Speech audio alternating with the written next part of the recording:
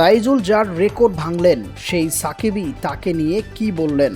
তাইজুল ইসলাম হয়তো অনেক শুভেচ্ছা বার্তা পেয়েছেন, সামনেও পাবেন। টেস্টে বাংলাদেশের সর্বোচ্চ উইকেট শিকারী বলে কথা। তবে ফেসবুকে তাকে নিয়ে সাকিব আল হাসানের দেওয়া বার্তাটি তাইজুলের জন্য একটু বিশেষ হওয়ার কথা, কারণ সর্বোচ্চ উইকেটের রেকর্ডটা গড়েছেন তিনি এই সাকিবকে টপকেই। টেস্টে বাংলাদেশের হয়ে সবচেয়ে বেশি উইকেট নেওয়ার রেকর্ডটা হাতছাড়া হওয়ার পর সাকিব অভিনন্দন জানিয়েছেন তাইজুলকে।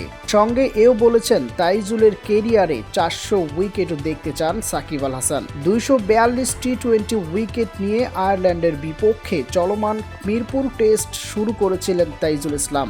তখন তিনি সাকিবের চেয়ে 4 উইকেট পিছনে ছিলেন।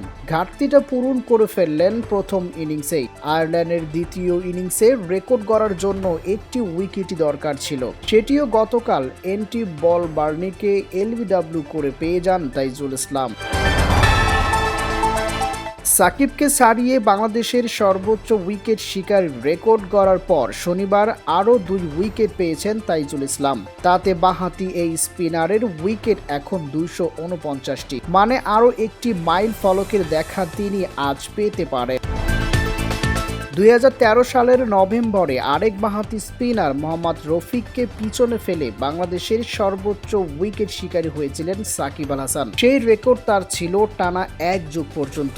বর্তমান ক্রিকেটারদের মধ্যে কারো 200 উইকেট নেই বলে তাইজুলের রাজত্ব অনেকদিন চলার কথা। সাকিব তো মনে করেন তাইজুল 400 টেস্ট উইকেটের মালিকও হতে পারেন। ফেসবুকে সাকিব তাইজুলকে নিয়ে বলেছেন, অভিনন্দন তাইজুল, আমি মনে করি কেরিয়ার শেষে তোমার নামের পাশে 400 উইকেটই থাকবে।